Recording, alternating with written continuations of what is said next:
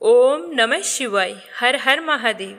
आज चैत्र माह के कृष्ण पक्ष की 9वीं तिथि और गुरुवार है। आज दशा माता पूजन का 9वां दिन है और कल 10वीं तिथि को इसका समापन हो जाएगा। इस दिन बहनें पूरे श्रद्धा भाव से दशा माता का व्रत रखती है और माता रानी से अपने घर की दशा सुधारने की मंगल कामना करती है। इस व्रत में पीपल वृक्ष की पूजा की जाती है और फिर वहीं पर बैठकर दशा माता की कथा सुनी जाती है।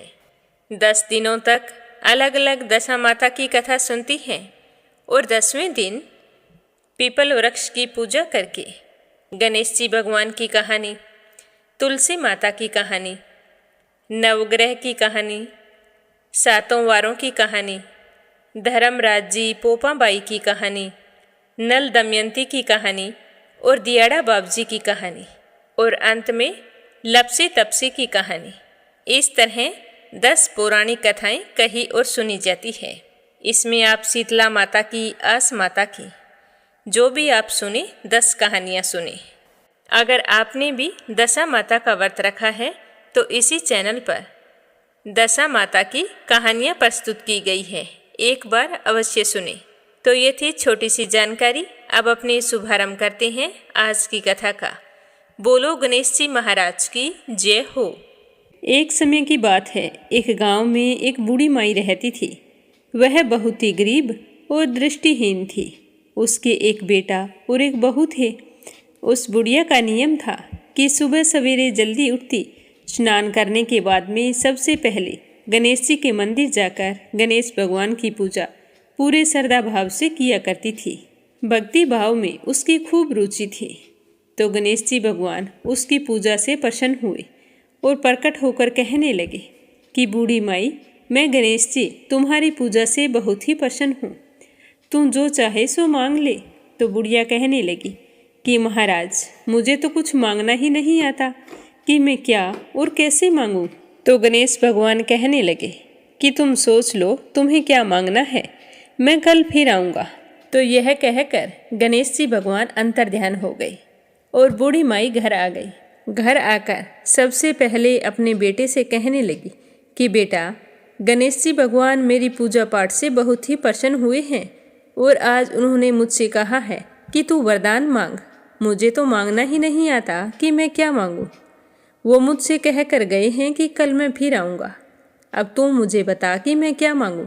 तो उसका बेटा कहने लगा कि माँ, ये तो बहुत अच्छी बात है, तुम ऐसा करो कि धन मांग लो। देखो हम कितने गरीब हैं, हमारे भी सपने पूरे हो जाएंगे। तो बुढ़िया के मन में यह बात नहीं जची। फिर वह अपनी बहू के पास गई और जाकर कहने लगी कि बहू, आज मुझे गणेश जी भगवान ने वरदान मांगने के लिए कहा है, तुम मुझे बताओ कि मैं क्या मांगूं। तो वो कहने लगी कि माँ जी, आप पोते पोती मांग लो। देखो हमारा आंगन सूना है, हमारे घर में भी किलकारियाँ गूंजेंगी और आपका भी दिल बहला रहेगा। तो बहू के कहने पर बूढ़ी माई सोचने लगी कि बच्चों की किलकारियाँ तो अच्छी बात है, पर इससे हमें सब कुछ तो नहीं मिल जाएगा। बेटे की बात भी सही है, हम गरीब भी तो हैं। तो वह सोचने लगी कि ये तो अपने अपने मतलब की बात बोल रहे हैं। मैं अपनी पड़ोसन बहन के पास जाती हूँ, उससे पूछती हूँ वो क्या कहती है। तो उसके पास जाकर कहने लगी कि बहन, आज मुझे गणेश जी ने दर्शन दिए और कह रहे थे कि तुझे कुछ मांगना है वो मांग, तो तू मुझे बता कि मैं क्या मांगूं। बेटा तो कहता है कि धन मांग ले, बहू कहती है कि पोते पोती मांग ले। तो यह सुनकर उसकी पड़ोसन बोली कि क्यों तो तू धन मांगे और क्यों ही पोते पोती मांगे, तू तो थोड़े ही दिन जिएगी। ऐसा कर कि अपने लिए रोशनी मांग ले, जो कम से कम संसार तो देखेगी, तेरी जिंदगी आराम से कट जाएगी।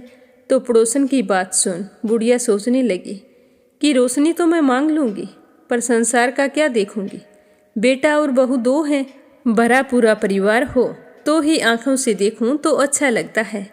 यह सोचते सोचते बूढ़ी माई सो गई। उसके कुछ भी समझ में नहीं आया। सुबह जल्दी उठी, स्नान करके जल्दी जल्दी मंदिर चली गई। तो गणेश जी भगवान फिर प्रकट हुए और कहने लगे कि बूढ़ी माई, कुछ सोचा क्या, आज मैं फिर आया हूँ। तो यह सुनकर बुढ़िया कहने लगी कि हे गणेश जी महाराज, आपको बारंबार प्रणाम है। अगर आप मुझ पर इतने ही प्रसन्न हैं तो मुझे 9 करोड़ की माया दे, निरोगी काया दे, अमर सुहाग दे, आंखों की रोशनी दे, नाती दे, पोता दे और सब परिवार को सुख दे, अंत में मोक्ष मिले, ऐसा वरदान दे। तो यह सुनते ही गणेश जी कहने लगे कि बुढ़िया माई, तुमने तो हमें ठग लिया। तुम तो कह रही थी कि मुझे मांगना ही नहीं आता और आज सब कुछ मांग लिया। पर जैसे तुमने मांगा है वो सब कुछ तुम्हें मिल जाएगा, क्योंकि मैं तुम्हारी श्रद्धा भक्ति से बहुत ही प्रसन्न हूँ। तो इस तरह आशीर्वाद देते ही बुढ़िया को आंखों से दिखाई देने लगा और गणेश जी भगवान के दर्शन पाकर वो बहुत ही खुश हुई। गणेश जी भगवान अंतर्ध्यान हो गए और फिर जैसा बुढ़िया ने मांगा था उसे वैसा सब कुछ मिल गया। हे गणेश जी महाराज, जैसे आपने उस बूढ़ी माँ को सब कुछ दिया वैसे ही सबको देना। जो श्रद्धा भाव से आपकी पूजा पाठ करके इस कथा को सुने उसकी सारी मनोकामनाएं पूर्ण करना। बोलो गणेश जी महाराज की जय हो। बोलो सीता माता की जय हो। यह कहानी सीता माता कहती थी और श्री राम इसे सुना करते थे। एक दिन भगवान श्री राम को किसी काम के लिए बाहर जाना पड़ा तो सीता माता कहने लगी कि आप तो जा रहे हैं और मेरे तो कथा कहने का नियम है। 12 वर्ष से मैं नित्यनेम की कहानी कह रही हूँ। आप बाहर चले जाएंगे तो मैं अपनी कहानी किसे सुनाऊंगी। तो श्री राम कहने लगे कि तुम कुएं की पाल पर जाकर बैठ जाना और वहाँ पर जो औरतें पानी भरने के लिए आती हैं उन्हें कहानी सुना देना।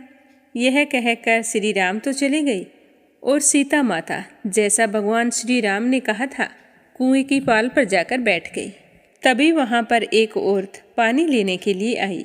उसने रेशम की जरी की साड़ी पहन रखी थी और उसके हाथ में सोने का घड़ा था। तो उसे देखते ही सीता माता कहने लगी कि बहन, तुम मेरे नित्य नेम की कहानी सुन लो।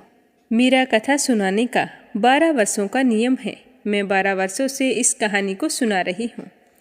तो वह औरत कहने लगी कि मैं तुम्हारी कहानी सुनूंगी तो मुझे घर जाने में देरी हो जाएगी और मेरी सास मेरे साथ लड़ाई करेगी।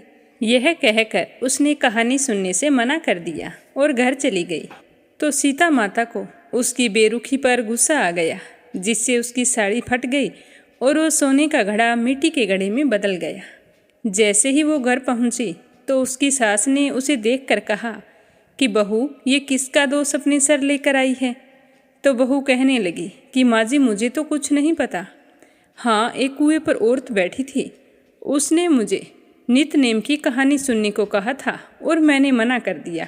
अगर उसी की वजह से ये हुआ है तो मुझे पता नहीं। तो उसकी सास कहने लगी कि ला तेरी साड़ी और घड़ा मुझे दे, मैं जाती हूँ, देखती हूँ कौन बैठी है। तो जैसे ही उसकी सासू माँ कुएं की पाल पर गई तो देखा कि वहाँ पर सीता माता बैठी थी। तो सीता माता ने उसे देखते ही कहा कि बहन, मेरी कहानी सुन लो। मेरे 12 वर्षों का नियम है, अगर आज कोई कहानी नहीं सुनेगा तो मेरा तो नित्य नेम टूट जाएगा। तो वह कहने लगी कि एक बार छोड़, मैं तुम्हारी कहानी 4 बार सुनूंगी। तो यह सुनकर सीता माता बहुत ही खुश हुई और कहानी कहने लगी कि राम आए, लक्ष्मण आए, देश के पुजारी आए, नित्य नेम का नेम लाए। आओ राम, बैठो राम, तपी रसोई जियो राम। माखन मिश्री खाओ राम, दूध बतासा पियो राम। सूत के पल काम ओठो राम, साल दुसाला पोठो राम। साल दुसाला ओढ़ो राम, जब बोलूं जब राम ही राम। राम संवारे सारे काम, खाली घर भंडार भरेंगे, सबका बेड़ा पार करेंगे। श्री राम जय राम, जय जय राम। तो कहानी समाप्त होते ही सास कहने लगी कि बहन, आपने तो बहुत अच्छी कहानी सुनाई है। इस कहानी को सुनने से क्या फल मिलता है। तो सीता माता कहने लगी कि माँ जी, इस कहानी को सुनने से अन्न धन के भंडार भरे रहते हैं, सुख सौभाग्य की प्राप्ति होती है। तो सारा विधान जानकर सास घर चली गई। तो वो साड़ी फिर से रेशम की हो गई और मिट्टी का घड़ा सोने के घड़े में बदल गया। तो अपनी सास को देखकर बहू कहने लगी कि सासू माँ, आपने ये सब कैसे किया। तो सास ने कहा कि बहू, तू दोष लगा के आई थी और मैं दोष उतार कर आ रही हूँ। तो बहू ने फिर पूछा कि वह कुएं वाली स्त्री कौन थी। तो उसकी सास कहने लगी कि वो तो सीता माता थी।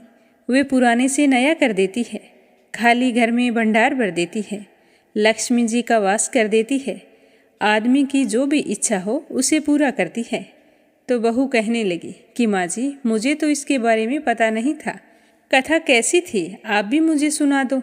तो बहू की बात सुनकर सास ने कहानी सुनानी शुरू की। राम आए लक्ष्मण आए, देश के पुजारी आए, नित नेम का नेम लाए, आओ राम बैठो राम, तपी रसोई जियो राम, माखन मिश्री खाओ राम, दूध बतासा पियो राम, सूत के पल का मोठो राम, साल दुसाला पोठो राम, साल दुसाला ओढ़ो राम, जब बोलूं जब राम ही राम, राम संवारे सबके काम, खाली घर भंडार भरेंगे, सबका बेड़ा पार करेंगे, श्री राम जय जय राम। तो कहानी सुनकर बहू बोली कि माँ जी, यह कहानी तो बहुत अच्छी है। तो सास ने कहा तो ठीक है, अब हम इस कहानी को रोजाना सुना करेंगे। अब सास बहू रोज सुबह सवेरे जल्दी उठती, नहाती धोती, पूजा पाठ करने के बाद में सीता माता के नित नेम की कहानी कहती। एक दिन की बात है कि उनके यहाँ एक पड़ोसन आई और कहने लगी कि बहन, जरा सी आग देना, आज मेरे यहाँ आग बुझ गई है। तो सास कहने लगी कि हमने तो अभी तक आग जलाई ही नहीं। तो पड़ोसन कहने लगी कि तुम झूठ बोल रही हो, सुबह 4 बजे उठ जाती हो, तुम्हारे घर से आवाज़ें आती रहती है, तो आग नहीं जलाती हो तो क्या करती हो। तो सास कहने लगी कि हम सुबह जल्दी उठती हैं, नहा धोकर पहले पूजा करती हैं, फिर हम दोनों सास बहू सीता माता के नित नेम की कहानी सुनती हैं। तो पड़ोसन कहने लगी कि सीता माता की कहानी सुनने से क्या मिलता है। तो वो बोली कि इनकी कहानी सुनने से घर में खाली भंडार भर जाते हैं, सारे काम सिद्ध हो जाते हैं, मन की कोई भी इच्छा हो वो पूरी होती है। तो पड़ोसन कहने लगी कि बहन, अगर ऐसी बात है तो मुझे भी कहानी सुनाइए। तो सास बहू कहने लगी कि ठीक है, तुम भी सुन लो। तो उनकी पड़ोसन भी वहाँ पर बैठ गई और सास ने कथा कहनी शुरू की। राम आए लक्ष्मण आए, देश के पुजारी आए, नित नेम का नेम लाए, आओ राम बैठो राम, तपी रसोई जियो राम, माखन मिश्री खाओ राम, दूध बतासा पियो राम, सूत के पल का मोठो राम, साल दुसाला पोठो राम, साल दुसाला ओढ़ो राम, जब बोलूं जब राम ही राम, राम संवारे सबके काम, खाली घर भंडार भरेंगे, सबका बेड़ा पार करेंगे, श्री राम जय जय राम। तो सारी कहानी सुनने के बाद में पड़ोसन कहने लगी कि बहन, कहानी तो मुझे भी बहुत अच्छी लगी, अब मैं भी नित नेम की कहानी कहा करूँगी। अब रोजाना पड़ोसन भी सुबह जल्दी उठकर स्नान करती और पूजा पाठ करने के बाद में सीता माता के नित नेम की कहानी कहती। तो कहानी कहने से सीता माता ने पड़ोसन के घर भी अन्न धन के भंडार भर दिए। तो यह बात पूरे गांव में फैल गई। अब गांव की सारी महिलाएं सुबह जल्दी उठती और सबसे पहले पूजा पाठ करके नित नेम की कथा सुनती। तो इस कथा को सुनने से सारी महिलाओं की मनोकामना पूर्ण होने लगी। हे सीता माता, जैसे आपने उनके भंडार भरे, उनकी मनोकामना पूर्ण की, वैसे ही हमारे घर में अन्न धन के भंडार भरना और हमारी सारी मनोकामनाएं पूर्ण करना। सुख सौभाग्य का वास हो, आशीर्वाद देना। जो भी महिला कार्तिक स्नान करके आपकी इस कथा को सुने, उसकी सारी मनोकामना पूर्ण करना। बोलो सीता मैया की जय हो। अब अपने सुनेंगे विष्णु भगवान के परम भक्त एक सेठानी की कहानी। एक समय की बात है, एक नगर में एक सेठ और सेठानी रहा करते थे। उनके कोई संतान नहीं थी। सेठानी रोजाना भगवान श्री हरि विष्णु की पूजा किया करती थी। सेठ जी को उसका पूजा करना बिल्कुल भी अच्छा नहीं लगता था। वो संतान ना होने की वजह से बहुत ही दुखी रहा करते थे। सेठ जी ने कई बार सेठानी को पूजा करने से मना किया, पर सेठानी पर सेठ जी की बातों का कोई असर नहीं होता था। एक दिन दोनों में किसी बात को लेकर कहा सुनी हो गई और बात बढ़ते बढ़ते इतनी बढ़ गई कि सेठ जी ने सेठानी को घर से निकाल दिया। सेठानी घर से निकलकर जंगल की ओर चली गई। चलते चलते शाम हो गई तो सेठानी ने देखा कि एक खदान पर 4 आदमी मिट्टी खोद रहे हैं। तो उसने वहां जाकर कहा कि भैया मुझे नौकरी पर रख लो। तो उन्होंने सेठानी को काम पर रख लिया और कहा कि तुम इस मिट्टी को खोद दो। तो सेठानी मिट्टी खोदने लगी।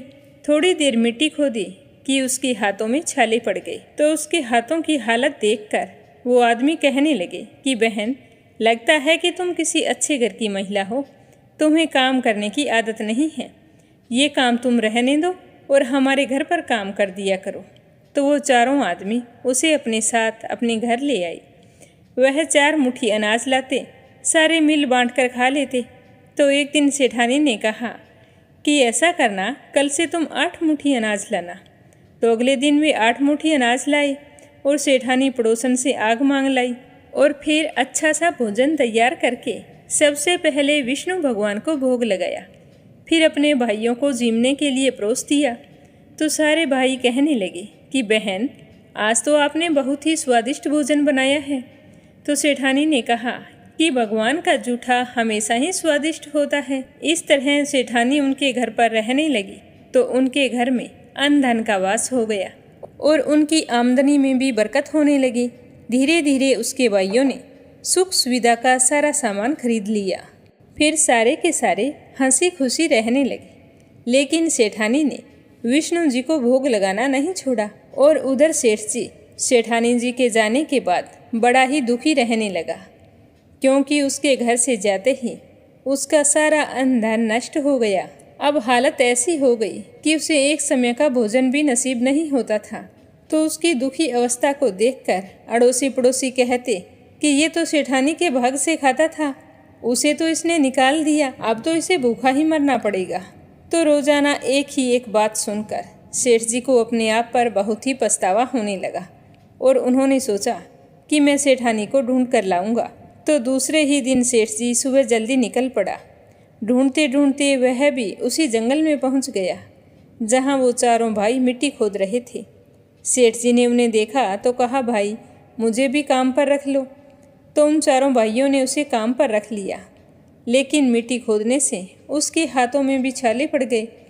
तो उसकी यह हालत देखकर वो बोले कि तुम्हें काम की आदत नहीं है, तुम हमारे साथ चलो और हमारे ही घर में रह लो। तो यह सुनकर सेठ जी उन चारों भाइयों के साथ उनके घर चला गया। घर पहुंचते ही सेठानी तो घूंघट में थी। तो उसने सेठ जी को देखा और पहचान लिया, पर सेठ जी ने सेठानी को नहीं पहचाना। अब सेठानी तो भोजन तैयार कर रही थी। हमेशा की भांति भोजन तैयार किया, फिर भगवान विष्णु को भोग लगाया। तो उसके चारों भाई कहने लगे कि बहन, आज 5 थालियों में भोजन परोस दो। ये आदमी तुम्हारी तरह हमारे पास काम मांगने के लिए आया था। थोड़ी देर मिट्टी खोदने पर इसके हाथों में भी छाले पड़ गए। लगता है ये भी किसी अमीर घराने का आदमी है। तो सेठानी को तो पता था कि यह कौन है, पर उसने कुछ नहीं कहा। भगवान को भोग लगाने के बाद पहले अपने भाइयों को भोजन परोसा और जैसे ही सेठ जी को भोजन परोसने लगी तो विष्णु भगवान ने उसका हाथ पकड़ लिया। तो भाई कहने लगे कि बहन, तुम क्या कर रही हो, इसे भोजन परोस दो, यह भी भूखा होगा। तो उसकी बहन कहने लगी कि भैया, मैं कुछ नहीं कर रही, मेरा हाथ तो विष्णु भगवान ने पकड़ लिया है। तो उसके भाई कहने लगे कि हमें भी विष्णु भगवान के दर्शन कराओ। तो उसने भगवान से प्रार्थना की कि हे भगवान, आज आप प्रकट होकर हमें दर्शन दो। आज मेरी परीक्षा है, अगर आज भी आपने मुझे दर्शन नहीं दिए तो मेरी बात को कौन मानेगा। तो सेठानी के दीन वचन सुनकर भगवान श्री हरि विष्णु वहाँ प्रकट हो गए और सेठ जी से कहने लगे कि तुम्हारी पत्नी सच्ची विष्णु भक्त है, यह हमेशा मेरी पूजा करती है और आपने इसकी पूजा को ढोंग बताकर इसे घर से निकालकर अच्छा नहीं किया। इसी की वजह से आज तुम दर दर की ठोकरें खाते फिर रहे हो। तो यह सुनकर उसके चारों भाई सेठ और सेठानी का मुंह ताकने लगे। तो विष्णु भगवान कहने लगे कि मैं सेठानी की श्रद्धा भक्ति से बहुत ही प्रसन्न हूँ और मैं ये आशीर्वाद देता हूँ कि जहाँ भी यह सेठानी रहेगी वहाँ हमेशा अन्न धन के भंडार भरे रहेंगे। साथ ही इसे मैं पुत्र प्राप्ति का वरदान भी देता हूँ। यह कहकर भगवान श्री हरि विष्णु अंतर्ध्यान हो गई। जब सेठ जी को इस बात का पता चला कि घूंघट में और कोई नहीं उनकी पत्नी है, तो उनकी खुशी का कोई ठिकाना नहीं रहा। उन्होंने हाथ जोड़कर सेठानी से माफ़ी मांगी और साथ चलने को कहा। तो उसके भाई कहने लगे कि हम चारों भाइयों की लाडली बहन हैं, हम इसे गाजे बाजे के साथ विदा करेंगे। तो उसके भाइयों ने अपनी बहन को बहुत सारा धन देकर विदा किया। विष्णु जी की कृपा से 10वें महीने सेठानी ने बहुत ही सुंदर पुत्र को जन्म दिया। तो विष्णु भगवान के चमत्कार को देखकर सेठ जी भी सेठानी के साथ भगवान श्री हरि विष्णु की पूजा करने लगे और फिर अपने जीवन के समस्त सुखों का भोग करते हुए अंत में वैकुंठ धाम को गए। हे विष्णु भगवान, जैसा आपने सेठानी को अन्न धन और मान सम्मान पुत्र दिया, वैसा सबको देना। जो भी आपकी इस कहानी को सुने, सुनाए या फिर हुंकारे भरे, उसकी सारी मनोकामनाएं पूर्ण करना। बोलो विष्णु भगवान की जय हो। दशा माता की 9वीं कहानी। एक गांव में एक बूढ़ी ब्राह्मणी रहती थी। वह बहुत ही गरीब थी।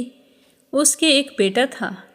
एक दिन वह अपने बेटे से कहने लगी कि बेटा, अब तुम बड़े हो गई हो, कुछ काम किया करो जिससे 4 पैसों की आमदनी हो और हम दोनों माँ बेटे का जीवन भी अच्छे से निर्वाह हो। अब मैं तो बूढ़ी हो चली हूँ, मेरे हाथ पैर जवाब दे रहे हैं।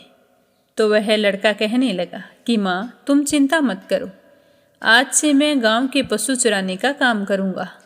तो वह उसी दिन से 2-4 घरों में बात करके उनके पशुओं को चराने के लिए जंगल में जाने लगा। एक दिन वह लड़का पशुओं को पानी पिलाने के लिए नदी पर लेकर गया था। तो वहाँ पर महिलाएं स्नान करके पीपल के पेड़ के पास दशा माता का डोरा ले रही थी। उनके पास एक डोरा बच गया। तो वो सोचने लगी कि इस डोरे को किसे दें। तभी उनमें से एक महिला की नज़र उस लड़के पर पड़ी। तो वह दूसरी महिलाओं से कहने लगी कि हम इस लड़के को यह डोरा दे देते हैं, इसे पूछ लेते हैं कि यह किसका है। तो एक स्त्री उस लड़के के पास जाकर पूछने लगी कि तुम कौन हो और तुम्हारे घर में कौन कौन है। तो लड़के ने बताया कि केवल मेरी बूढ़ी माँ है। तो महिलाओं ने लड़के को एक डोरा देते हुए कहा कि तुम इस डोरे को ले जाकर अपनी माता को दे देना और कहना कि इसका पूजन करे और व्रत करे। हम तुम्हें सीधा और पूजा की सामग्री भी बता देते हैं, वह भी अपनी माता को बता देना और सीधा दे देना। तो लड़के ने उनसे डोरा ले लिया और सब स्त्रियों ने उसे सीधा भी दिया। लड़का अब सारा सामान पूजा का लेकर घर आ गया। उसने दरवाजे से ही माँ को पुकारा कि माँ, यह गंठरी उतार लो, मैं तो बोझ से दबा जा रहा हूँ। तो उसकी माँ बहुत ही प्रसन्न हुई और पूछने लगी कि बेटा, यह सब कहाँ से लाए हो। तो लड़के ने माँ को सारा समाचार सुनाकर दशा माता का डोरा दे दिया। तो उस बुढ़िया माई ने डोरे को लेकर माथे से लगाया और उसी दिन से व्रत करने लगी। 9 दिन तक कथा कहानी कहती रही। 10वें दिन उसने डोरे के पूजन की तैयारी शुरू कर दी। घर की अच्छे से साफ सफाई की, घर के आंगन को गाय के गोबर से लीपा और फिर जब वो घर की दहलीज पर गोबर लीप रही थी तो उसी समय एक बहुत ही गरीब बुढ़िया आकर कहने लगी कि क्या कर रही हो बहन। तो उसने कहा कि आज मेरे घर दशा माता का पूजन है, इसीलिए आंगन लीप रही हूँ। तो उस बुढ़िया रूपी दशा माता ने कहा कि बहन, मुझे तो बड़ी जोरों की प्यास लगी है, थोड़ा सा पानी पिला दे।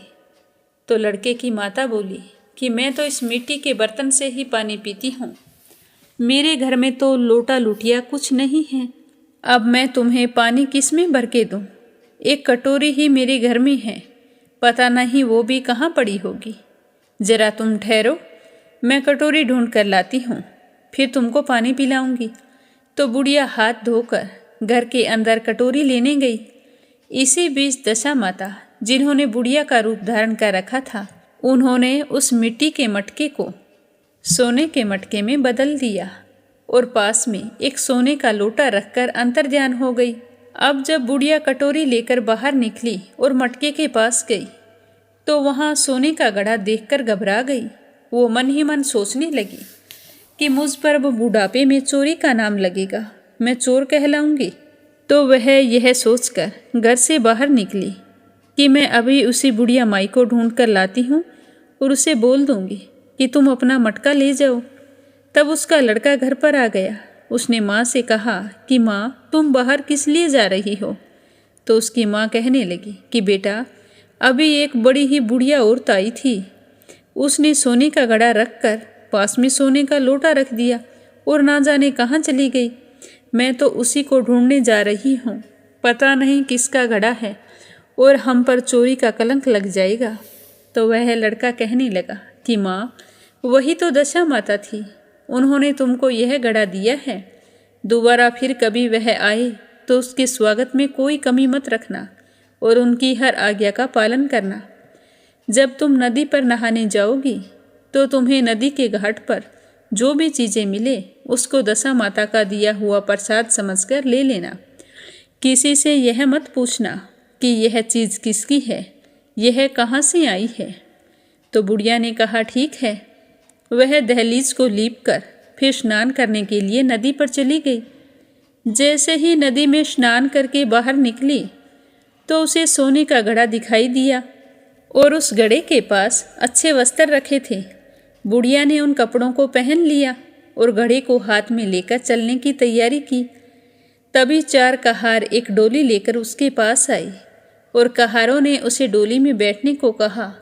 बुढ़िया जब घर पहुंची तो उसने देखा कि वहां तो एक आलीशान महल खड़ा है। बुढ़िया महल के अंदर चली गई।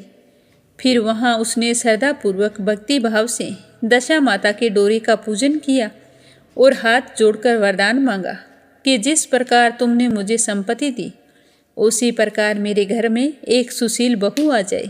बहू आने से ही यह महल शोभा देगा। तो दशा माता की कृपा से थोड़े ही दिनों बाद लड़के का विवाह हो गया और बहुत ही सुंदर और सुशील बहू बुढ़िया के घर आ गई। बुढ़िया ने दोबारा दशा माता से वर मांगा कि जैसे मेरा बेटा बहु सुशील और सज्जन है उसी प्रकार का मैं पुत्र पाऊं। तो 9 महीने बाद बुढ़िया के घर एक सुंदर पुत्र ने जन्म लिया। तो बुढ़िया माई पुत्र को पाकर बहुत ही खुश थी।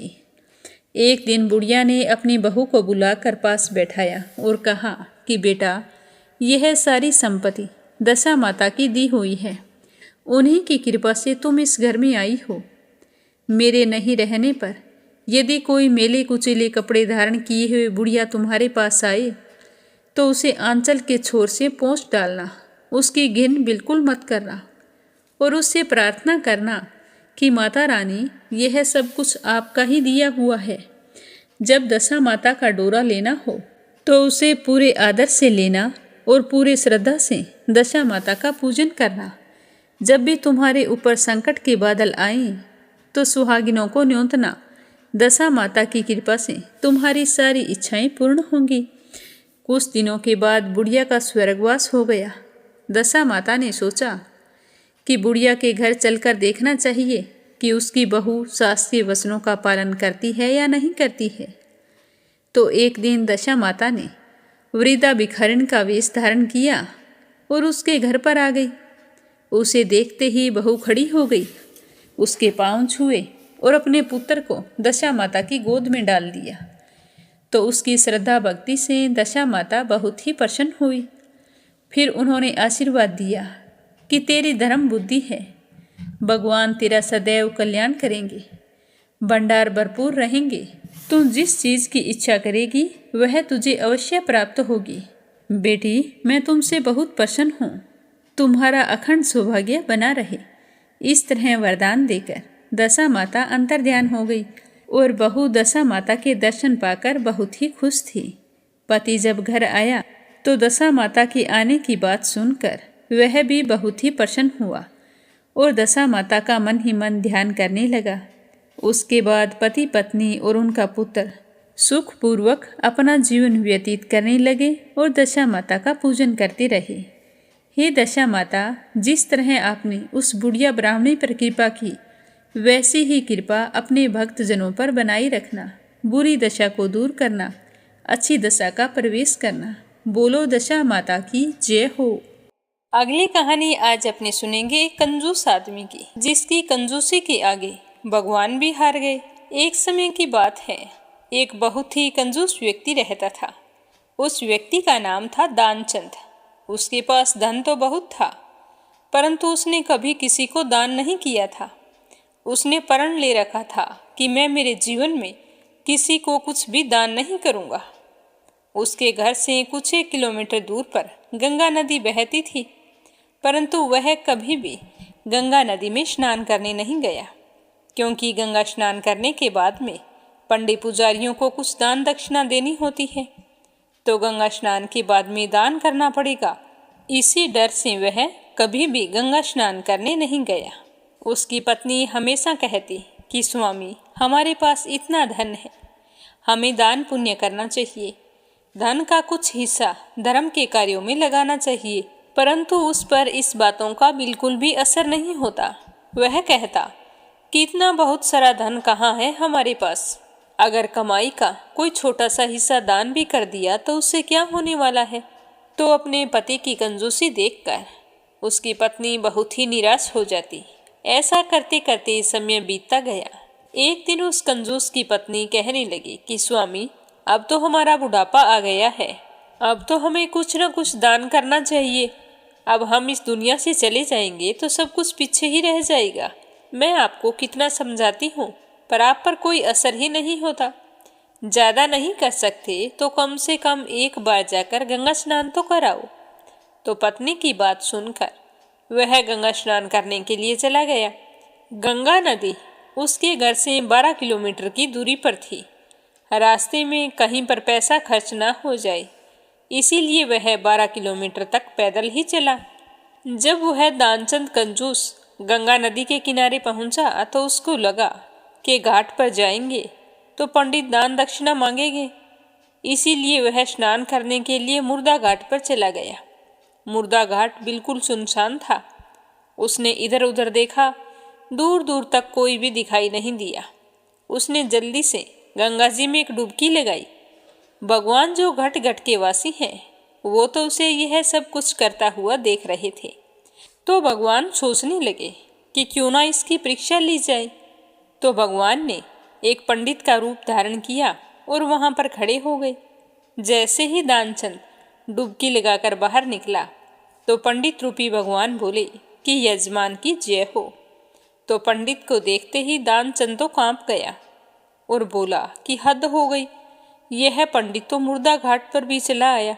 तो पंडित बने भगवान कहने लगे कि मैं तो एक संतोषी ब्राह्मण हूँ और एकांत में यहाँ मुर्दा घाट पर ही पड़ा रहता हूँ। यहाँ पर कभी कभार आप जैसा कोई यजमान आ जाता है और मेरे साल भर का इंतजाम एक ही दिन में कर देता है। आज आप आए हैं तो आपको मेरे 1 वर्ष का इंतजाम करना है। तो दानचंद कहने लगा कि पंडित जी, मैं इतना दान नहीं कर सकता। तो दानचंद की बात सुनकर पंडित बोला कि ये बात तो आपने बिल्कुल सही की है, अपनी श्रद्धा हो उसी के अनुसार दान किया जाता है, इसीलिए आप ऐसा करो, 6 महीनों का इंतजाम कर दो। तो दानचंद कहने लगा कि मैं 6 महीनों का इंतजाम भी नहीं कर सकता। तो पंडित ने कहा 3 महीने का कर दो। दानचंद बोला नहीं नहीं, मैं 3 महीने का भी नहीं कर सकता। तो पंडित जी ने कहा तो 1 महीने का कर दो। तो दानचंद कहने लगा मैं 1 महीने का क्या, मैं तो 1 दिन का भी नहीं कर सकता। आप मुझसे बार बार क्यों पूछ रहे हैं। तो पंडित ने कहा कि आपको कुछ ना कुछ तो दान करना ही पड़ेगा, नहीं तो हम आपको जल से बाहर नहीं निकलने देंगे। थक हार कर दानचंद बोला कि 1 आने का दान करूँगा, वह भी उधार। मेरे पास अभी कुछ नहीं है, इसीलिए मेरे घर आकर तुम 1 आना ले आना। तो पंडित जी कहने लगे कि तुम्हारा विश्वास कैसे करूं कि घर पर आने पर आप मुझे 1 आना दे दोगे। पहले संकल्प करो कि मैं तुम्हारे घर आऊं तो तुम मुझे 1 आना दे दोगे। तो दानचंद सोचने लगा कि मेरा घर तो यहाँ से 12 किलोमीटर दूर है, यह पंडित 1 आने के लिए इतनी दूर थोड़ी आएगा। यह सोचकर दानचंद ने संकल्प किया और अपने घर आ गया। घर पहुँचते पहुँचते शाम हो गई।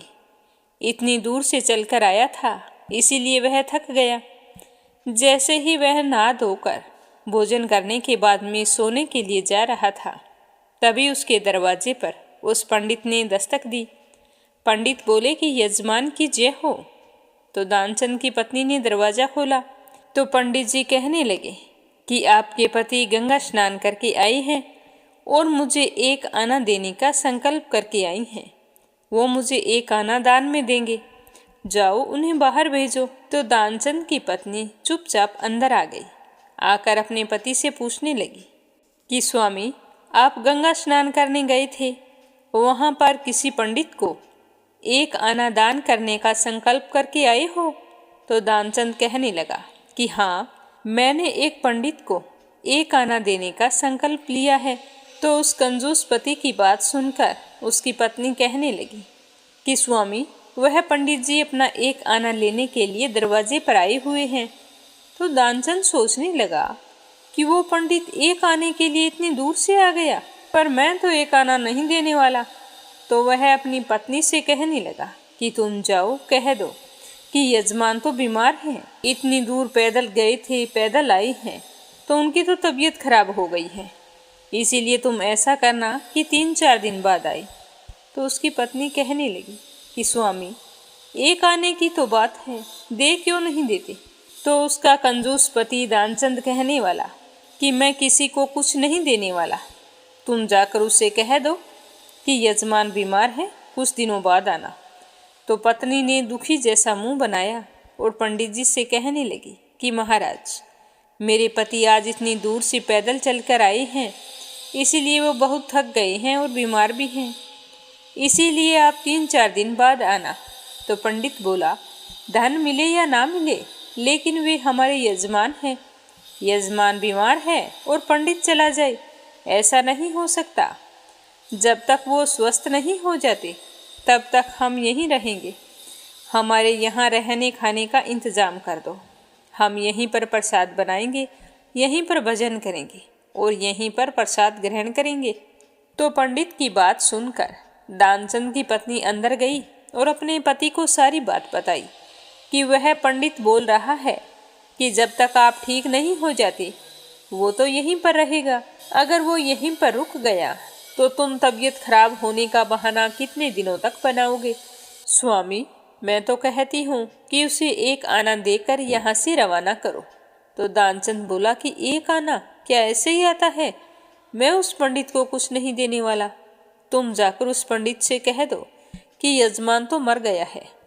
दानचंद को योग का अभ्यास था, इसीलिए वह सांस रोककर पड़ गया। पत्नी रोती हुई बाहर गई और उसने रो रो कर पंडित से कहा कि मेरे पति देव तो मर गए हैं, अब तुम यहाँ से चले जाओ। तो पंडित जी कहने लगे, अरे राम राम, हमारे यजमान की मृत्यु हो गई है और हम यहाँ से चले जाएं, ये कैसे हो सकता है? मैं तो उनका अंतिम संस्कार कराकर ही जाऊंगा, पहले नहीं जा सकता, हमारे यजमान हैं। तुम औरत जात कहाँ कहाँ भटकती फिरोगी? हम सारे गांव में यजमान की मृत्यु की खबर कर देते हैं, फिर उनका अंतिम संस्कार करके हम चले जाएंगे। तो यह कहकर पंडित जी ने सारे गांव में कंजूस दानचंद के मरने की खबर फैला दी। सारा गांव वहां पर इकट्ठा हो गया, लेकिन दानचंद ऐसा विचित्र आदमी 1 आना बचाने के लिए सांस रोके पड़ा था। गांव के लोगों ने दानचंद को मुर्दा समझकर बांध लिया। अब उसकी पत्नी जोर जोर से रोने लगी और रो रो कर बोली कि ये मरे नहीं हैं। गांव वाले बोले कि बहन, यह तो तुम्हारा मुंह बोल रहा है, जो होना था वो हो गया है, जो आया है उसे एक दिन जाना ही पड़ता है, इसीलिए तुम धीरज रखो। तो पत्नी कहने लगी कि किस बात का धीरज रखूं, ये सच में नहीं मरे हैं। तो गांव वालों ने उसकी बात नहीं सुनी। सारे कहने लगे कि अचानक से दानचंद की मृत्यु हो गई है। तो इनकी पत्नी को यह बात बर्दाश्त नहीं हुई और वो सदमे में आ गई है। तो उसे दिलासा बंधाते रहे और उसके पति को अर्थी पर बांधकर अंतिम संस्कार के लिए ले गई।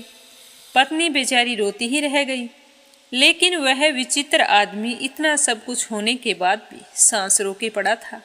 गांव वालों के साथ साथ पंडित बने भगवान भी उनके साथ चल पड़े। भगवान ने सोचा कि हद हो गई, हम कहीं नहीं हारे, पर आज तो इस दानचंद ने हमें हरा दिया है। ऐसा विचित्र आदमी आज तक हमने नहीं देखा। 1 आना बचाने के लिए बिना मरे ही मरे की तरह पड़ा हुआ है। इसे बिल्कुल भी डर नहीं है कि मुझे सचमुच जला दिया तो मेरा क्या होगा। ये सारा धन तो पीछे ही रहना है। भगवान इस तरह सोचते हुए जा रहे थे तो उसे लेकर सारे गांव वाले शमशान भूमि में पहुंच गए। वहां जाकर दानचंद को लकड़ियों पर रख दिया। अब केवल आग लगानी ही शेष बची थी। तो पंडित रूपी भगवान बोले कि यह हमारे यजमान थे, हम इनकी मुक्ति के लिए इनके कान में कुछ मंत्र बोलेंगे ताकि इनकी मुक्ति आसानी से हो जाए। तो भगवान उसके कान के पास मुंह लेकर गए और बोले कि मैं भगवान विष्णु, मैं बैकुंठ से तुमसे नाता जोड़ने आया हूँ।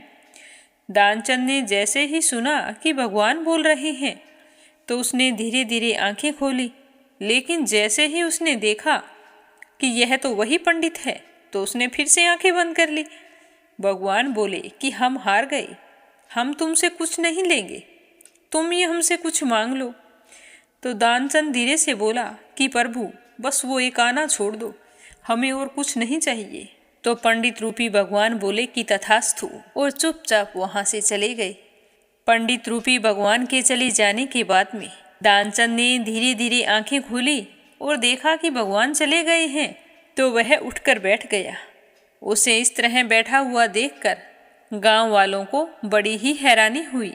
कोई बोल रहा था कि दानचंद फिर से जिंदा हो गया है और कोई डर के भाग रहा था कि ये तो दानचंद का भूत है।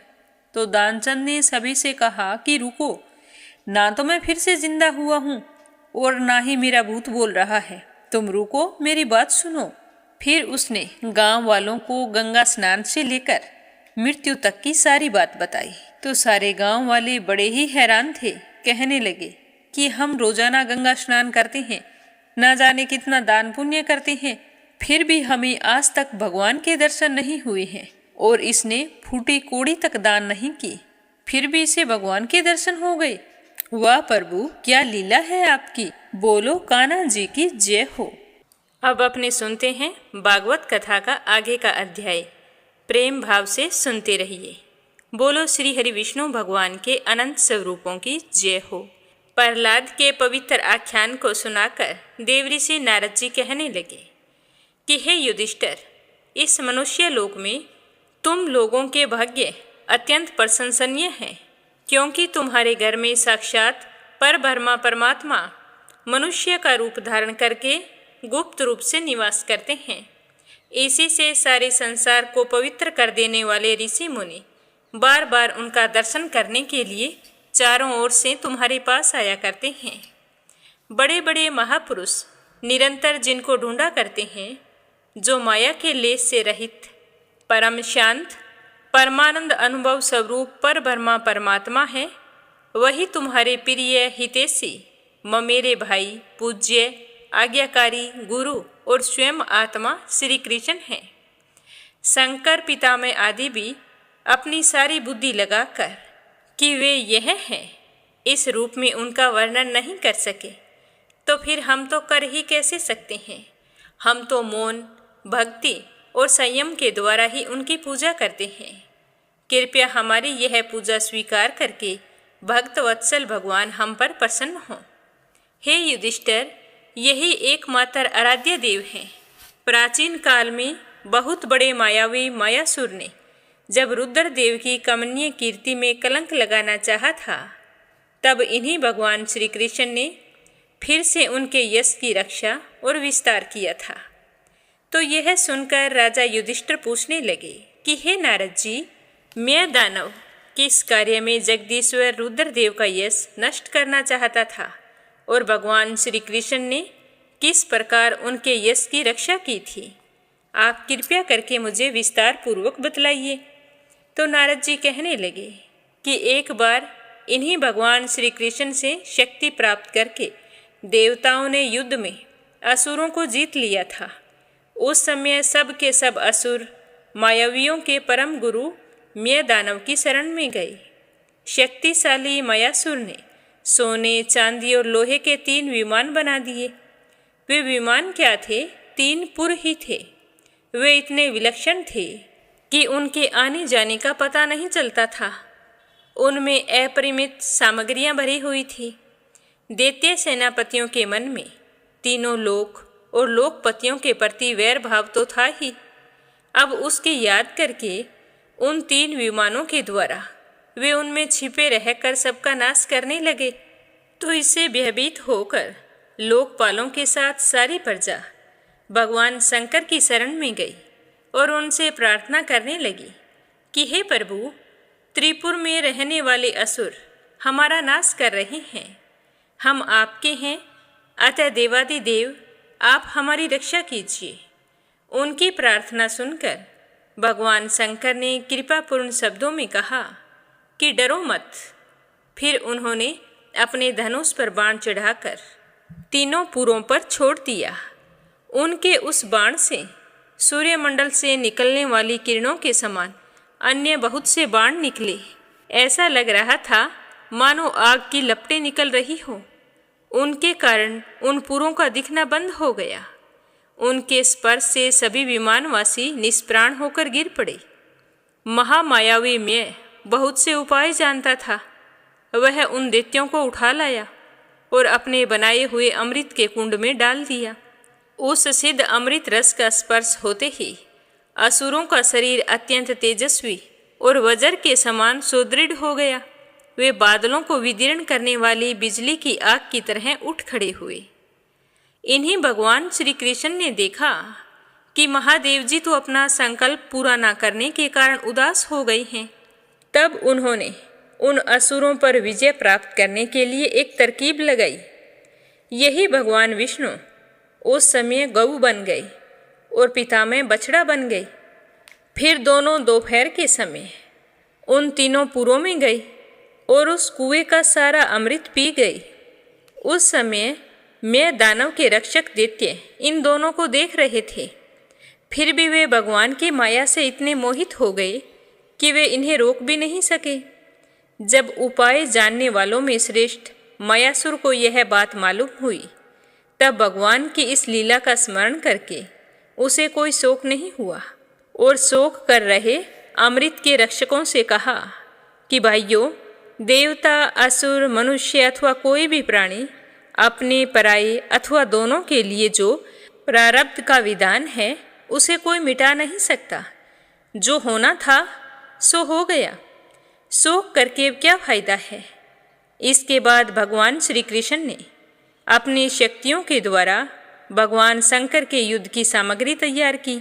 उन्होंने धर्म से रथ, ज्ञान से सारथी, वैराग्य से ध्वजा, ऐश्वर्य से घोड़े, तपस्या से मनुष्य, विद्या से कवच, क्रिया से बाण और अपनी अन्य शक्तियों से अन्य वस्तुओं का निर्माण किया।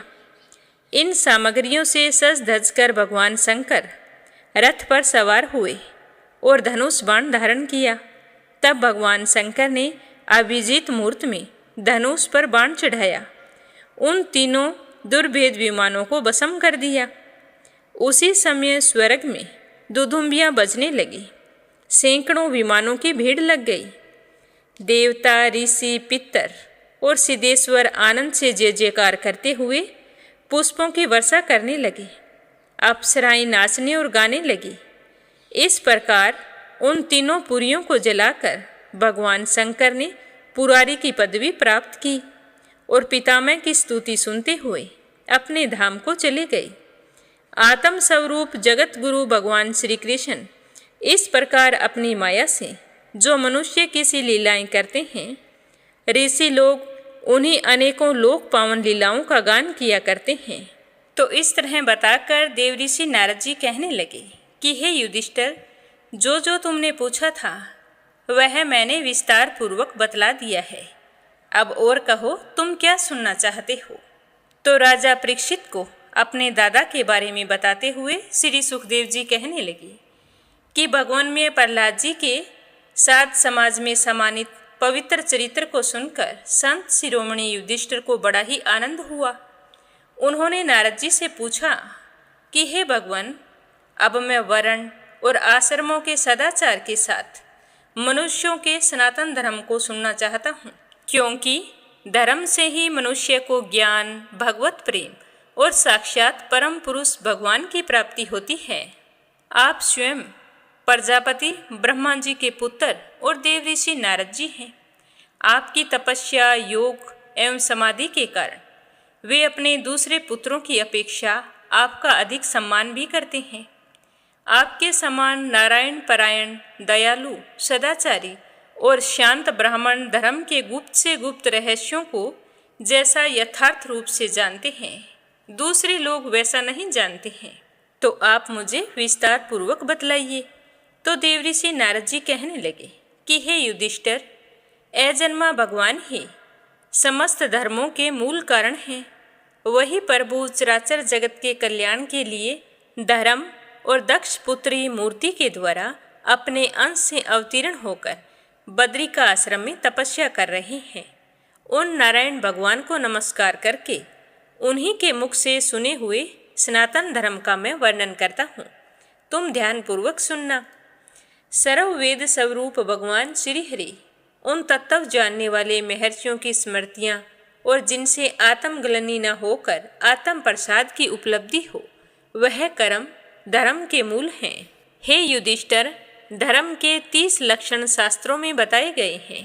सत्य, दया, तपस्या, शोच, तितिक्षा, उचित अनुचित का विचार, मन का संयम, इंद्रियों का संयम, अहिंसा, ब्रह्मचर्य, त्याग, स्वाध्याय, सरलता, संतोष, समदर्शी महात्माओं की सेवा, धीरे धीरे सांसारिक भोगों की चेष्टा से निवृत्ति, मनुष्य के अभिमानपूर्ण प्रयत्नों का फल उल्टा ही होता है ऐसा विचार, मौन, आत्मचिंतन, प्राणियों को अन्न आदि का यथा योग्य विभाजन, उनमें और विशेषकर मनुष्यों में अपने आत्मा तथा इष्ट देव का भाव, संतों के परम आश्रय भगवान श्री कृष्ण के नाम गुण लीला आदि को सुनना, कीर्तन करना, स्मरण करना, उनकी सेवा पूजन करना, पूजा और नमस्कार करना, उनके प्रति दास्य, सांख्य और आत्मसमर्पण, यह 30 प्रकार का आचरण सभी मनुष्यों का परम धर्म है। इसके पालन से सर्व आत्मा भगवान प्रसन्न हो जाते हैं। जिनके वंश में अखंड रूप से संस्कार होते आए हैं और जिन्हें पितामह ने संसार के योग्य स्वीकार किया है, उन्हें द्विज कहते हैं। जन्म और कर्म से शुद्ध द्विजों के लिए यज्ञ, अध्ययन, दान और ब्रह्मचर्य आदि आश्रमों के विशेष कर्मों का विधान है। अध्ययन, अध्यापन, दान लेना, दान देना, यज्ञ करना, यज्ञ कराना, ये 6 कर्म ब्राह्मण के हैं। क्षत्रियों को दान नहीं लेना चाहिए। प्रजा की रक्षा करने वाले क्षत्रियों का जीवन निर्वाह ब्राह्मण के सिवा और सबसे यथा योग्य कर तथा दंड आदि के द्वारा होता है। वैश्य को सर्वदा ब्राह्मण वंश का अनुयायी होकर गोरक्षा, कृषि एवं व्यापार के द्वारा अपनी जीविका चलानी चाहिए। शूद्र का धर्म है दिव्य जातियों की सेवा करना। उसकी जीविका का निर्वाह उसका स्वामी करता है।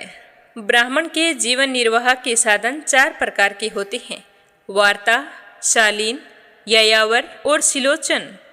इनमें से पीछे पीछे की वृत्तियां अपेक्षाकृत श्रेष्ठ हैं।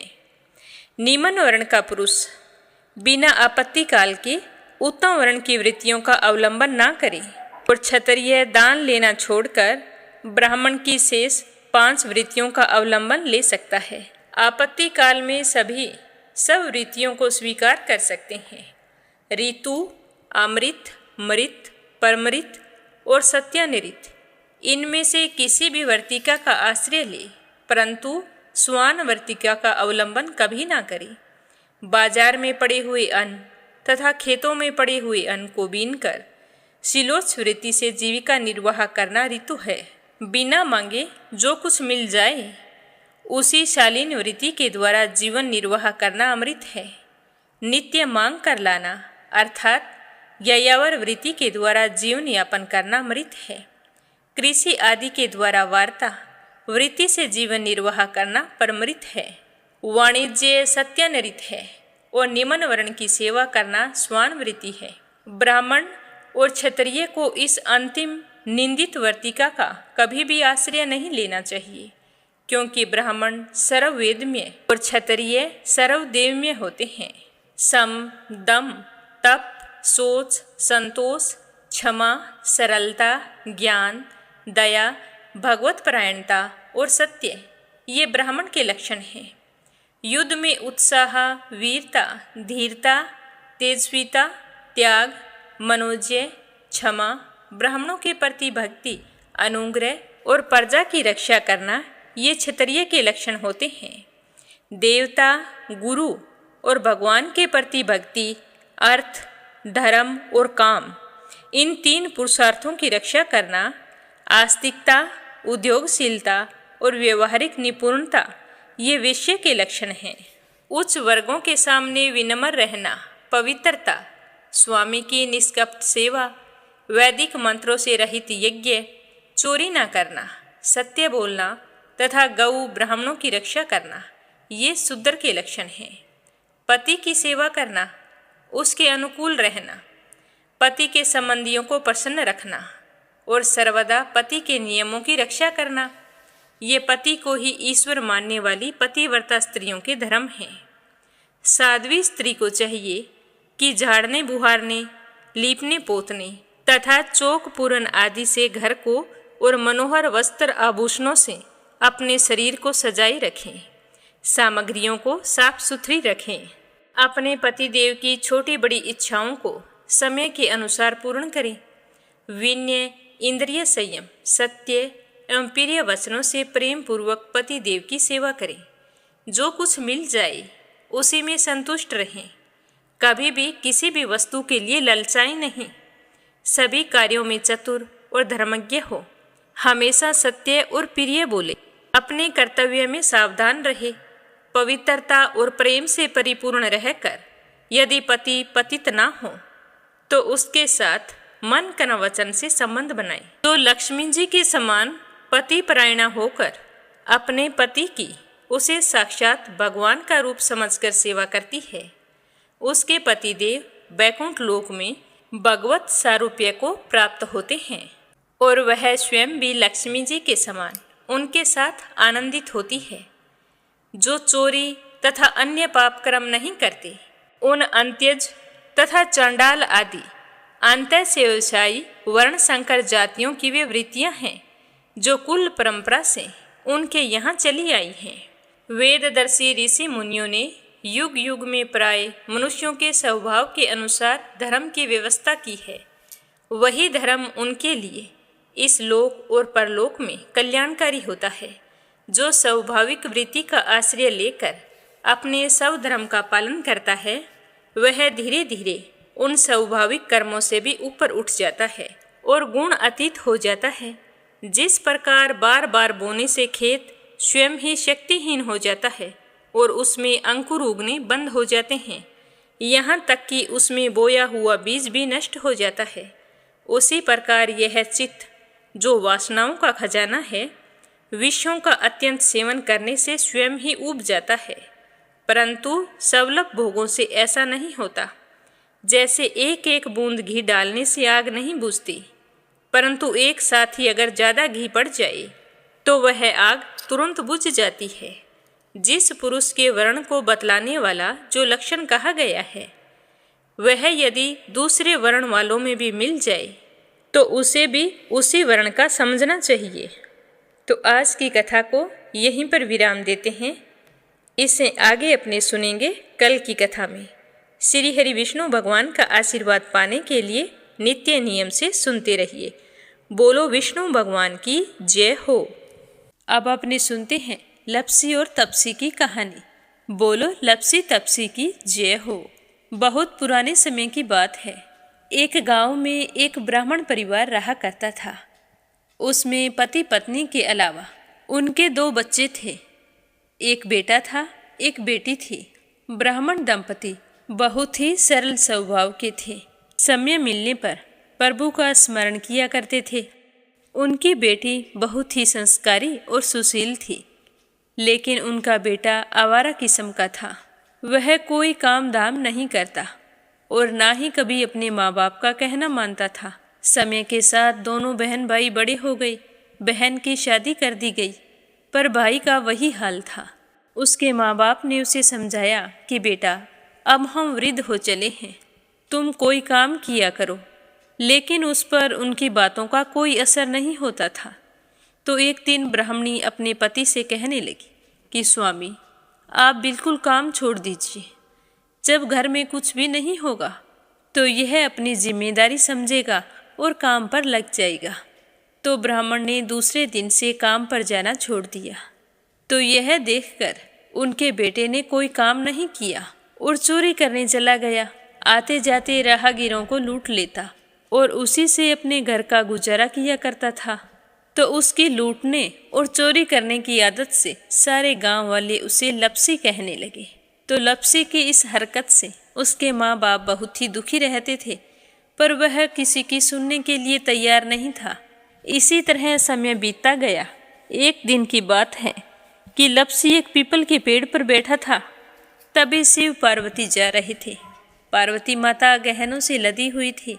तो लपसी उन्हें देखकर सोचने लगा कि इस औरत के कितने गहने हैं, आज ये सारे के सारे लूट लूँगा तो मुझे कई महीनों तक चोरी नहीं करनी पड़ेगी। तो वह लूटने के इरादे से पीपल की ओट में होकर बैठ गया। जैसे ही शिव पार्वती वहाँ से जाने लगे तो लपसी एकदम से शिव पार्वती के सामने आकर कहने लगा कि जल्दी से जितने सारे गहने पहन रखे हैं उतार दो। तो पार्वती माता कहने लगी कि तुम चोरी क्यों करती हो, तुम्हें पता है चोरी करना पाप है। तो लपसी कहने लगा कि क्या करूं, घर पर मेरे माँ बाप हैं, मेरी एक भांजी है, उनके लिए दोनों समय भोजन की व्यवस्था कहाँ से करूं, मुझे कोई काम तो आता नहीं है। तो लपसी की बात सुनकर पार्वती माता कहने लगी कि तुम जो चोरी करके पाप करते हो, इस पाप का भागी कौन बनेगा। तो लपसी कहने लगा कि मेरे घर वाले सारे बनेंगे। तो पार्वती माता कहने लगी कि कोई नहीं बनेगा, पाप के भागी केवल तुम बनोगे। तो लपसी कहने लगा कि मैं लूट खोस कर उन्हीं के लिए लेकर जाता हूँ, तो पाप के भागी तो उन्हें बनना ही पड़ेगा। तो लपसी की बात सुनकर पार्वती माता ने हंसकर कहा कि हम यहीं पर बैठे हैं और तुम अपने घर जाओ, अपने घर वालों से पूछो कि कोई तुम्हारे पाप का भागी बनेगा क्या। तो यह सुनकर लपसी भागा भागा अपने घर आया और अपनी माँ के पास गया और कहने लगा कि माँ, मैं चोरी करके लाता हूँ, राह चलते राहगीरों को लूटता हूँ, तुम्हारे लिए ही तो करता हूँ। तो तुम मुझे एक बात बताओ, चोरी करने से जो पाप लगता है तो आप मेरे पाप के भागी बनोगे। तो लपसी की बात सुनकर उसकी माँ कहने लगी कि बेटा, मैंने तो तुमसे नहीं कहा कि तुम चोरी करके लाओ, तुम कमा कर लाओ, हमें तो 2 वक्त की रोटी चाहिए, मैं तो तुम्हारी पाप की भागी नहीं बनूंगी। तो माँ के मुंह से इस तरह की बात सुनकर लपसी तो हैरान हो गया। फिर वह अपने पिताजी के पास गया और जाकर कहने लगा कि पिताजी, मैं जो कुछ भी लूट खोस के लाता हूँ वो आपके लिए ही तो लाता हूँ। देखो मैंने लूट कर कितना धन इकट्ठा कर लिया है, कितने ऐशो आराम हैं तुम्हारे। अगर मैं चोरी नहीं करता तो क्या ये सब हमें मिलता। पिताजी, मैं तुमसे एक बात पूछता हूँ कि चोरी करने से पाप लगता है, तो उस पाप में आप मेरे भागीदार बनोगे क्या। तो लपसी की बात सुनकर उसके पिताजी कहने लगे कि बेटा, मैंने नहीं कहा कि तुम चोरी करके लाओ, तुम कमा कर लाओ, मैं तुम्हारे पाप का भागी नहीं बनूंगा। तो माँ बाप के मुंह से इस तरह की बात सुनकर वह बहुत ही उदास हुआ और सोचने लगा कि मैं कितने महीनों से चोरी कर रहा हूँ, ना जाने मुझ पर कितना पाप चढ़ गया है, और ये तो बोल रहे हैं कि पाप के भागी हम नहीं बनेंगे, तो अब क्या होगा। तो वह बड़े ही दुखी मन से शिव पार्वती से मिलने के लिए चल पड़ा। जैसे ही घर से बाहर निकलने लगा तो उसकी छोटी सी भांजी दरवाजे पर खेल रही थी। उसे पता नहीं था कि पाप पुण्य क्या होता है। तो वो कहने लगी कि मामा, पाप की भागी मैं बनूंगी। तो उसके इस तरह कहते ही लपसी ने उसे गोद में उठाया और चल पड़ा। शिवजी भगवान और पार्वती माता के पास जाकर कहने लगा कि घर वालों ने पाप का भागी बनने से मना कर दिया है और एक यही है जो पाप की भागी बनने को तैयार है। फिर लपसी बड़े ही दीन स्वर में कहने लगा कि हे भगवान, मैं समझ गया हूँ कि चोरी करना पाप है। आज तक जो मैंने काम किया वो बहुत ही गलत था, लेकिन अब मैं इसका प्रायश्चित करना चाहता हूँ। अब तुम ही बताओ, मुझे मेरे पापों से मुक्ति कैसे मिलेगी? तो उसकी बात सुनकर शिव पार्वती बहुत ही खुश हुए और लपसी को कच्चे सूत का एक छोटा सा गोला देते हुए कहा कि लपसी, ये सूत लो और इस पीपल के चारों ओर परिक्रमा लगाओ। जब यह सूत समाप्त हो जाएगा तब तुम्हारे सारे पाप नष्ट हो जाएंगे। तो यह सुनकर लपसी बहुत ही खुश हुआ। सोचने लगा कि छोटा सा गोला है, अभी लपेट कर घर चला जाऊंगा, उसके बाद में कभी कोई पाप नहीं करूंगा। फिर उसने अपनी बांजी को कंधे पर बैठाया और पीपल की परिक्रमा लगानी शुरू कर दी। अब भगवान का वह सूत खत्म कहाँ होने वाला था। लपसी चक्कर लगाता गया पर वह सूत खत्म नहीं हुआ। चक्कर लगाते लगाते 1 महीने, 6 महीने, साल, पूरे 12 साल बीत गए पर वह सूत खत्म नहीं हुआ। 12 साल बाद एक बार फिर शिव पार्वती जी वहाँ से गुजर रहे थे तो पार्वती माता ने कहा कि स्वामी चलो लपसी को चलकर देखते हैं। तो शिवजी कहने लगे, वो चोरी करने वाला, लूटने वाला कब का चला गया होगा? तो पार्वती माता कहने लगी कि नहीं स्वामी, चलकर देखने में क्या जाता है, चलो एक बार देखते हैं। तो शिव पार्वती जी जैसे ही पीपल वृक्ष के पास आए तो देखा कि लपसी तो अब भी चक्कर लगा रहा है। वहाँ चारों ओर गहरी खाई हो गई है और लपसी की बड़ी बड़ी दाढ़ी, मूंछें, नाखून बढ़ गए हैं। तो यह देखकर पार्वती माता ने कहा कि देखो स्वामी, आप तो कह रहे थे कि वो कब का ही चला गया, देखो इसके मन में सच्ची भक्ति है। तो पार्वती की बात सुनकर शिवजी ने कहा कि चलो अभी देख लेता हूँ। तो यह कहकर शिवजी ने एक सोने का कड़ा लपसी के आगे फेंक दिया। तो लपसी ने झट से उसके ऊपर पैर कर लिया। फिर अचानक से उसका ध्यान शिव पार्वती जी की ओर गया तो वो हाथ जोड़कर कहने लगा कि भगवान, अब तो मेरे पाप समाप्त हो गए होंगे, आप मुझे यहाँ से जाने की आज्ञा दीजिए, आपका यह सूत अभी तक खत्म नहीं हुआ है।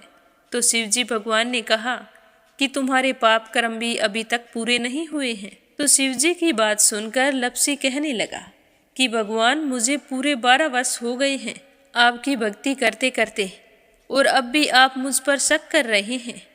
तो शिवजी ने कहा कि अपना पैर उठाओ।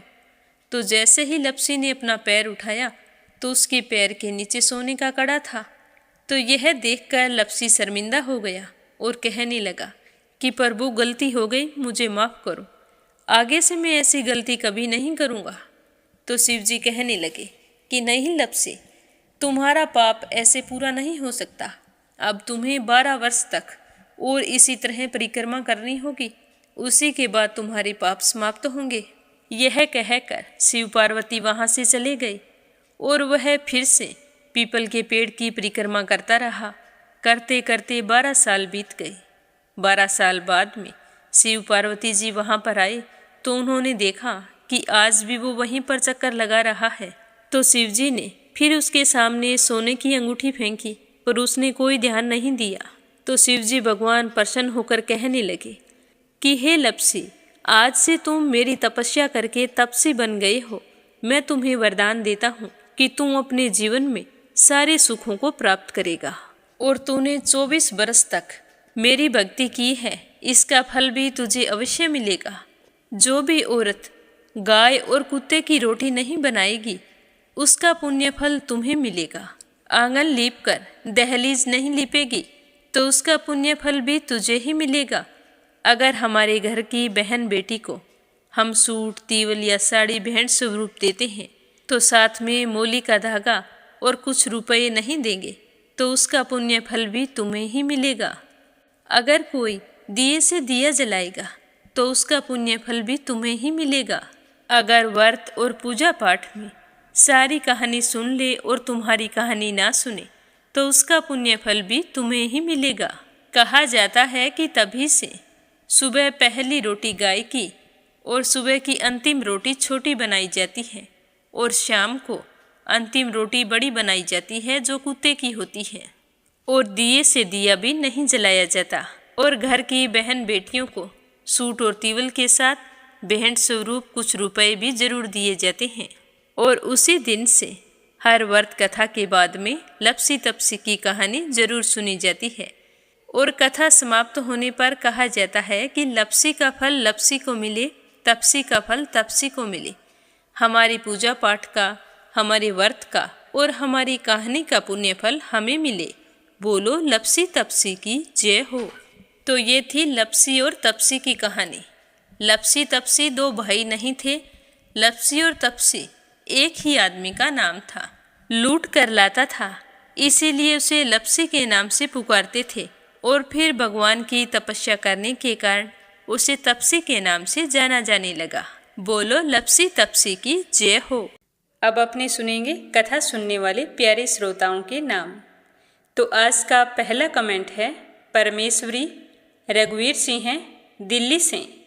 दूसरा है सरला रानी करणपुर से और तीसरा है रुक्मणी शर्मा अम्बाला से। उषा शर्मा राजस्थान से। अपराजिता मीना श्रीवास्तव नेपाल से। आशा शर्मा विष्णु। ज्योति अंशु भीलवाड़ा से। रजनी बड़ोला उत्तराखंड से। रीता अनुष्का अनिल बिहार से। राधा रोहिला दिल्ली से। श्रीमती यशोदा अंजलि बबली विकी ओडिशा से। आरती खैरावर अगरखर से।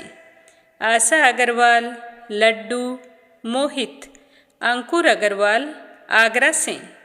संजय सोनिया हिताक्षी दीपेश मयंक हरियाणा से। बीनू मेहरा दिल्ली से। शीला सिन्हा मीरा श्रीवास्तव ममता श्रीवास्तव माला छम्मा मनोज जौनपुर से। श्रीमती शर्मा अलीगढ़ से। यूएन तिवारी इंदिरा तिवारी लखनऊ से। नीमा मठपाल रामनगर से। वंदना वर्मा इंदौर से। सुनीता पवार कृषु पवार मध्य प्रदेश से। कोमल निर्मल मुंबई मीरा रोड से। निर्मला सिसोदिया दिल्ली से। अनिल कुमार टिहरी करनाल से। दिल्ली बहादुर भंडारी सरिता भंडारी नम्रता भंडारी सूरज भंडारी नेपाल से। कमला गुरुग्राम से। चंद्रकांता दिल्ली से। सरोज अग्रवाल जबलपुर से। सुनीता रानी मेरठ से। सुनीता गोस्वामी गीता गोस्वामी पीहू गोस्वामी मेरठ से। सुदेश शर्मा बीके शर्मा लुधियाना से। मीरा अग्रवाल बंगाल से। मंजू चौधरी भीलवाड़ा से। श्रीचंद यादव गया बिहार से। नीलम जायसवाल हैदराबाद से। शोभा कुंवर पुरोहित अहमदाबाद से। संगीता अग्रवाल कमला देवी अग्रवाल दुलिया महाराष्ट्र से। सीमा जोशी रवि कुमार जोशी दिल्ली से। दीपिका यादव रायपुर से। गीता गुप्ता रुड़की से। किरण पानीपत से। के लक्ष्मण दास उमरकोट से। विमल कलका से। विनीता ब्रिज श्रीवास्तव भोपाल से। कमला देवी भीलवाड़ा से। कमलेश भल्ला जम्मू से। उषा शर्मा राजस्थान से। रेखा धर्मेंद्र शर्मा जयपुर से। निर्मला पांचाल करनाल से। रीना साहू झांसी से। उमा देवी झुंझुनू से। शांताबेन वाघेला गुजरात के मंडल से। सुमन चांदोरा जोधपुर से। पूनम यादव करेली से। देवी सिंह कार्तिक पायल सौम्या उमा रघुवंशी गजबा सौदा से। अंजू शर्मा सिरसा से। पूजा पाठक उत्तराखंड देहरादून कोसानी से। कुसुम बघेल दिल्ली से। सावित्री ईश्वरलाल रामचंदानी राजेश मीनू निखिल रामचंदानी गाजियाबाद से। विमला नेपाल से, मंजुला कपूर पंजाब से, वंदना साहू लखनऊ से, योगेश्वरी रजनीश भटनागर राजस्थान से, नीलम रानी रुद्रपुर से, स्मिता सीताराम गायकवाड़ महाराष्ट्र से, निर्मला कनाडा से। आप सभी श्रोताओं का तहे दिल से धन्यवाद। अपना सहयोग हमेशा यूं ही बनाए रखना, नित्य नियम से कथाओं को सुनना और ज़्यादा से ज़्यादा विष्णु भक्तों में शेयर करना। श्री हरि के आशीर्वाद से आपकी सारी मनोकामनाएं पूर्ण हों। सभी श्रोताओं के उज्जवल भविष्य की कामना करते हुए ओम नमः शिवाय, हर हर महादेव।